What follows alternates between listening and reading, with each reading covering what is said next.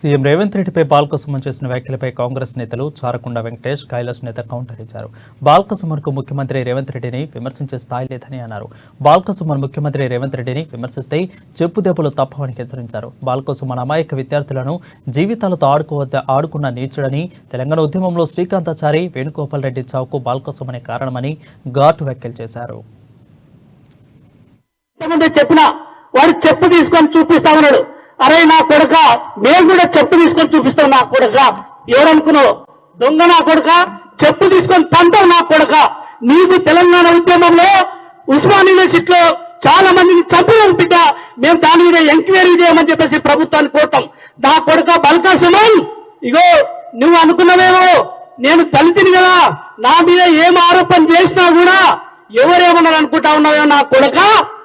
రాసి చూసుకుందాం నా కొడుక. ఏడుకొస్తావు? అమరవీరుల స్తూపం దగ్గరకు వస్తావా? రా కొడుక, మేము రేపు వస్తాం. మేము దళితులమే కొడుక. చెప్పు తీసుకొని మూతి పనులు వదలగొడతాం నా కొడుక. ముఖ్యమంత్రి రేవంత్ రెడ్డి గారి మీద మాట్లాడితే నా కొడుక ఏం లేదు. ఇంకా నువ్వు గతంలో అమ్మాయిలతో ఎక్కడ తిరిగినావు, ఏడ తిరిగినావు? అమ్మాయిలంతా కూడా ఆర్ట్స్ కాలేజ్, ఉస్మాన్ యూనివర్సిటీ వేదిక ఆర్ట్స్ కాలేజ్ దగ్గరకు వచ్చి ప్రెస్ మీట్ పెడతామని ప్లాన్ చేస్తే వాళ్ళను లోపల మేనేజ్ చేసి ప్రెస్ మీట్ పెట్టకుండా చేస్తాం నా కొడుక. నీకు ఇచ్చినవారా ఎంతమంది అమ్మాయిల మాన ప్రాణాలను దోషావు? అరే ఓ బాల్కసుమన్, ఇవాళ నువ్వు ముఖ్యమంత్రి మీద చెప్పు చూపిస్తున్నావు కదా. నేను అడుగుతున్నా, 10 సంవత్సరాలలో ఏ రోజైనా నిరుద్యోగుల సమస్యల మీద గాని, దళితుల సమస్యల మీద గాని, బలహీన వర్గాల సమస్యలు గాని, నీతో పాటు అనేక మంది జీవితాలు త్యాగం చేసినటువంటి ఉద్యమకారుల గురించి గాని పట్టించుకున్నవారా? లుచ్చనా కొరక అని అడుగుతున్నా.